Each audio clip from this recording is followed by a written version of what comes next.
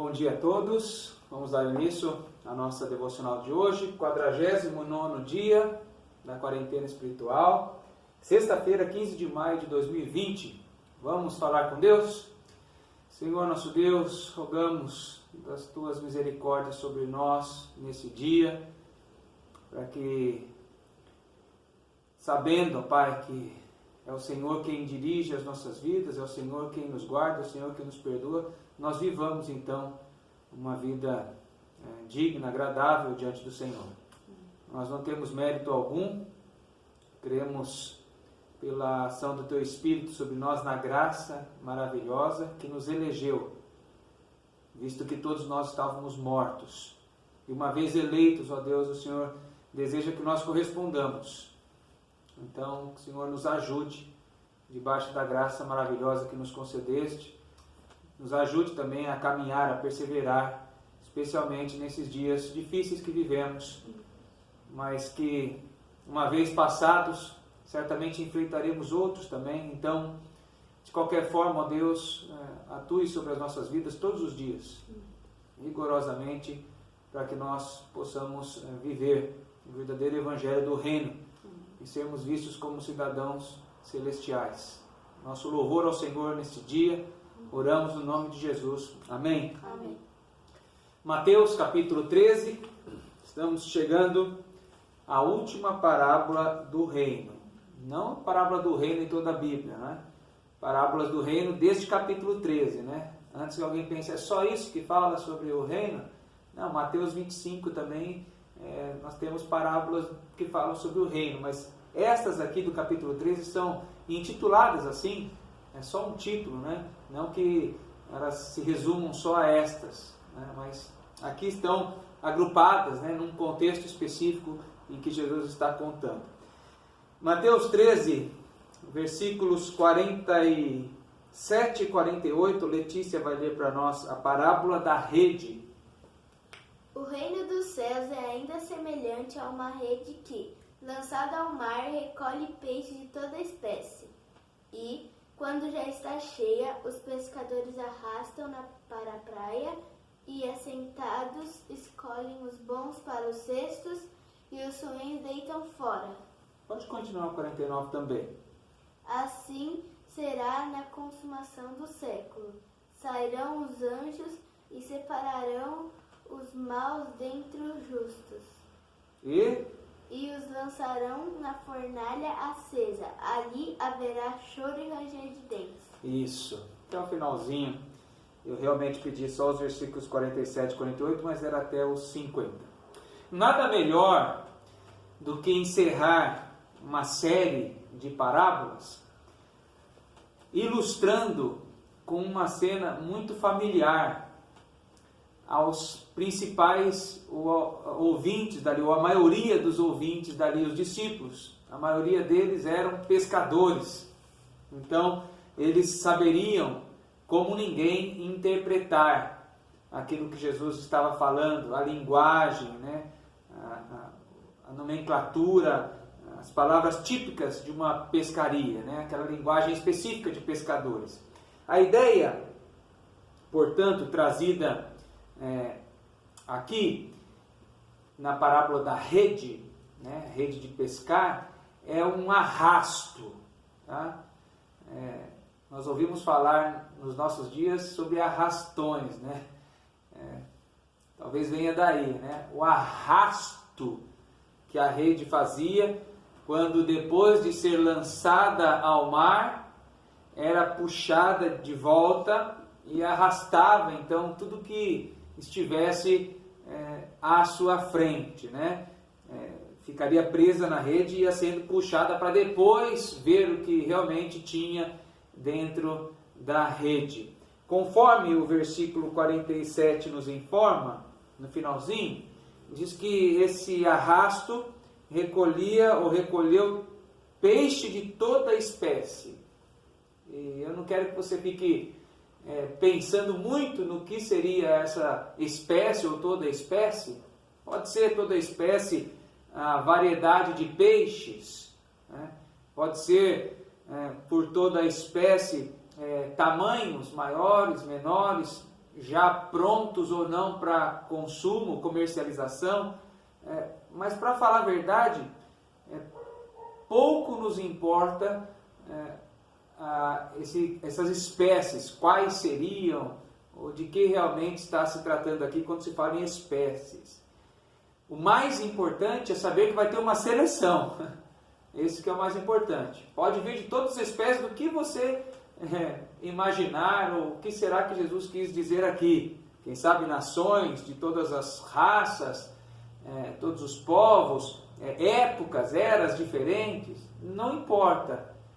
Pode ser, mas o mais importante é que haverá uma seleção. Quando nós pensamos que as redes lançadas são a pregação do Evangelho, do Reino, e essa pregação chegará a todas as tribos, povos, línguas e nações, a Bíblia diz isso, todos os tipos de pessoa, muitas delas acabarão arrastadas pelo Evangelho, mas não eleitas verdadeiramente. Arrastadas nos faz pensar em pessoas, por exemplo, que são meras simpatizantes do Evangelho. Elas estão arrastadas pelo Evangelho. Elas acham bonito os conselhos, as profecias, acham bonita a forma como os evangélicos vivem, procedem, mas o Evangelho não se torna para elas mais do que simpatia. Não se torna a regra, o que vai regrar minha vida, tanto para eu crer como para eu executar, fazer, agir. Não, simplesmente acham bonito, são simpatizantes do Evangelho. Pode estar sendo arrastado, dentro dessas espécies aí, são arrastadas. Por exemplo, pessoas que são arrastadas pelo Evangelho em determinadas circunstâncias. Então, numa fase difícil da vida, alguém diz, vai lá, busca uma igreja, faz um voto, faz uma campanha, e as pessoas vão depois, acabam e abandonam novamente a igreja. É uma fase difícil apenas, quem sabe mais uma tentativa, dentre outras religiões, tantas que ela já buscou, busca todas, porque todas, como dizem aí, todas levam a Deus, sabemos que não é verdade.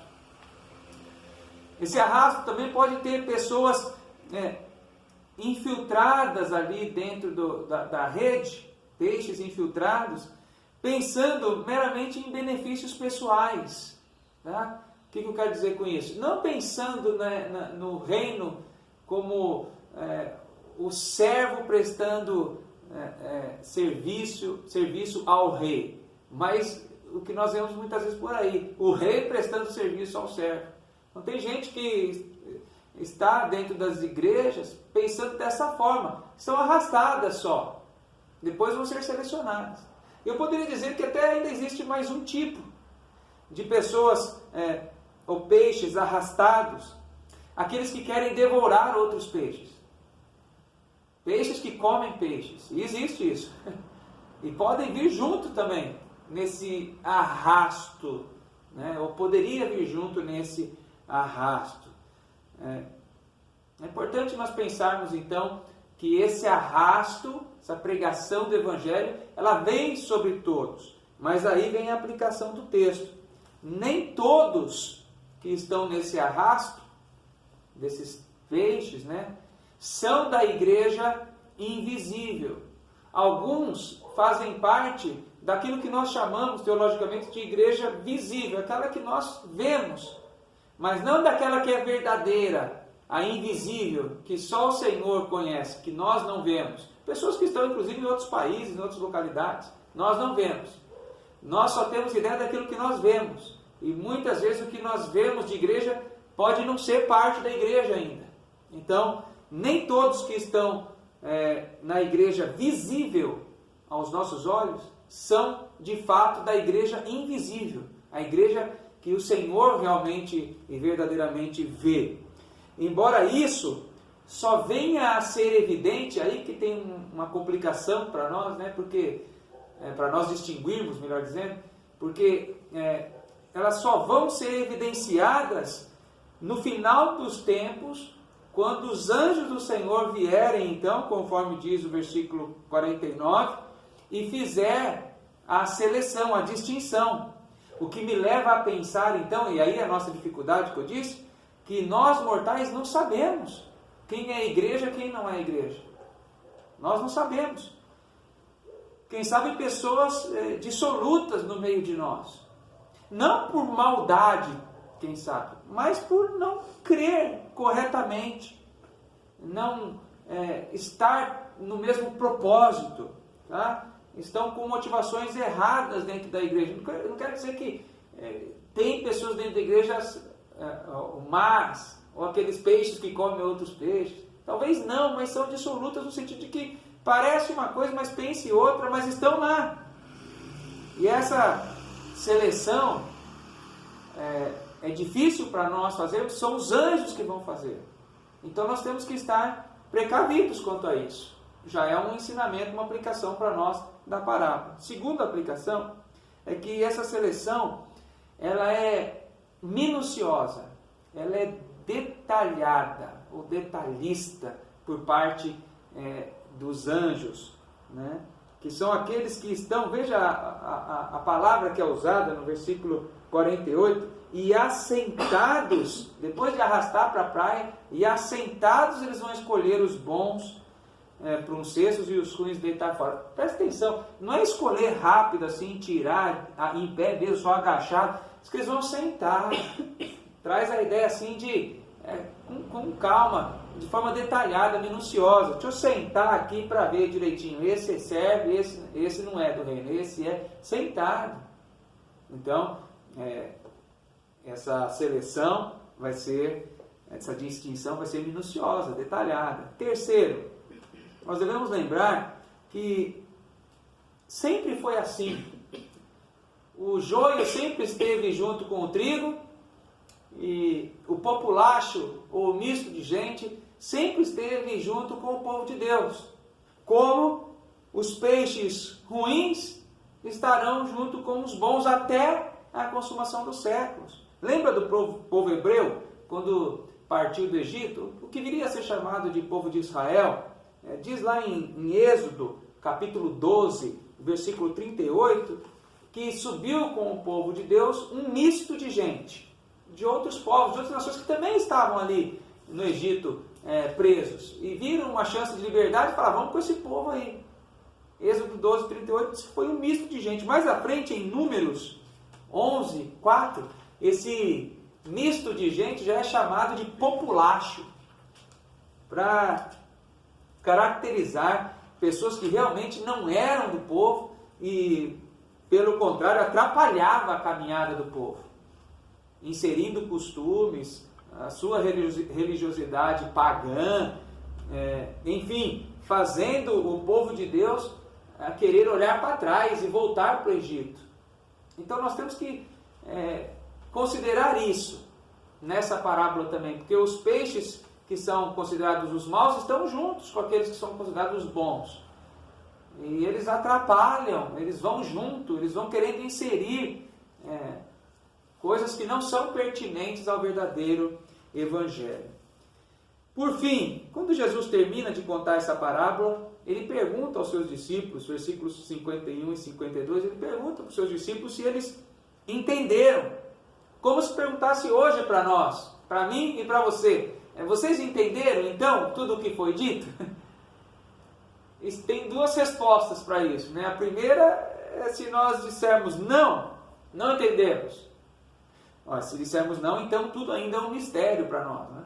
Nós caímos de novo naquela do mistério, ou seja, é uma verdade que está oculta a algumas pessoas, oculta àquelas que não pertencem ao reino ou ainda não foram chamadas ao reino. Será que é essa a nossa situação? Agora, se a resposta for sim, né, eu entendi, então há uma responsabilidade muito grande agora da nossa parte em viver como bons e não como maus. Então, se respondermos não, então é tudo mistério para nós a palavra de Deus. Mas se respondermos sim, há uma responsabilidade de viver como bons. E é claro que viver como bons não é viver pensando que nós somos bons, porque a nossa natureza é caída, nós somos maus pelo pecado, pela queda. Mas é viver conforme a bondade que nos foi concedida, um poder do Espírito que está lá no fruto do Espírito, a bondade. Né? A bondade é um dos frutos do Espírito. Então, viver como bons, viver de acordo com o que agrada a Deus. Tá? Eu encerro dizendo o seguinte, Mateus 25, mais para frente um pouquinho, Mateus 25, parábola das 10 virgens. Olha lá, então, o reino dos céus. Veja, não é só no capítulo 13 que tem, tá? A partir do versículo 14 tem outra parábola dos talentos, que também vai falar do reino dos céus. Né? Esses versículos do 14 ao 30 fala da parábola dos talentos e Jesus ali fala quem são os bons e os ruins. Por exemplo, se você quiser saber quem que é bom, quem que é ruim. Bom, os bons foram aqueles que corresponderam àquilo que lhes foi confiado. Tá? Ser bom é corresponder àquilo que Deus nos confiou. Ser mal está, por exemplo, no versículo 26. Tá? É ser negligente. Olha lá, servo mal, negligente. Tá? E negligente. Negligente é alguém que tem falta de interesse. Alguém que é indiferente, alguém que está desatento às coisas que ele já sabe que é verdade. Então, sejamos os bons, não no sentido de que há em nós isso, mas de correspondermos ao serviço do reino. Tá? Não sejamos servos maus, desinteressados, negligentes, desatentos com as coisas de Deus, porque o final é cruel, não é? O final nos diz de novo aquilo que já foi dito na parábola do joio. Os maus serão lançados na fornalha acesa, onde haverá choro e ranger de dentes. O inferno, ou o lago de fogo que aguarda os maus e o inferno junto. Mas Deus nos abençoe e renove no nosso coração essa vontade de pertencer, de servir e ansiar o reino. Tá? Há um cântico que diz que nós não somos bons, mas o Senhor é, e nós rendemos graças a Ele porque Ele é bom.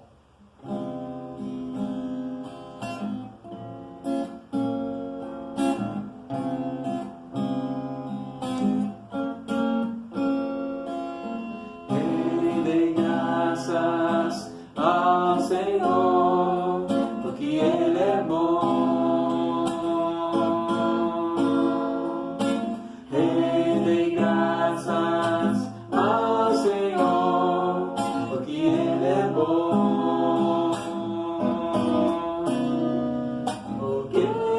Sua misericórdia dura para sempre. Rendei graças ao Senhor, porque a sua misericórdia dura para sempre.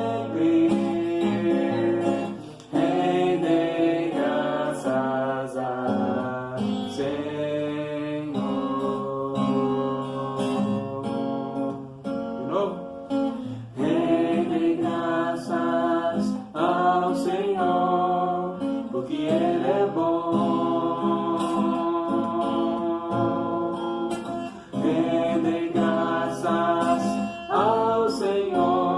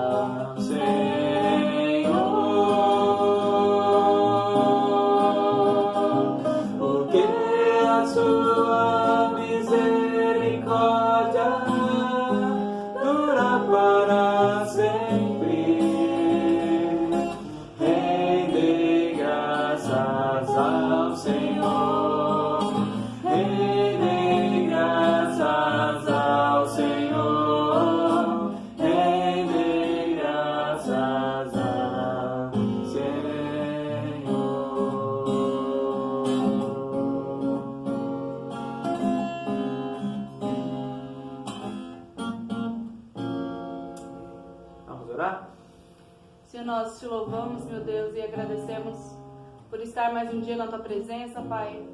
Te agradecemos, ó Deus, pelo teu chamado, ó Deus, porque o Senhor nos escolheu para sermos teus filhos, teus servos, ó Deus. E rogamos, ó Deus, para que o Senhor, ó Pai, abençoe as nossas vidas, ó Pai, cuide do nosso coração, para que possamos, ó Pai, atender o teu chamado, ó Pai, e nos desenvolver, ó Pai, não sermos negligentes, ó Deus. Que a cada dia, ó Pai, nós possamos cumprir com aquilo que o Senhor tem preparado para as nossas vidas, ó Pai, e honrar o teu nome, Senhor. Usa as nossas vidas, ó Pai, para a glória do teu louvor da tua glória, ó Deus. Fica com cada um de nós, ó Deus, abençoe a nossa igreja, abençoe as famílias, que possamos estar a cada dia, Pai, rendidos aos teus pés, ó Deus. Em nome de Jesus nós te louvamos, ó Pai, te agradecemos e te pedimos, ó Pai. Amém. Amém.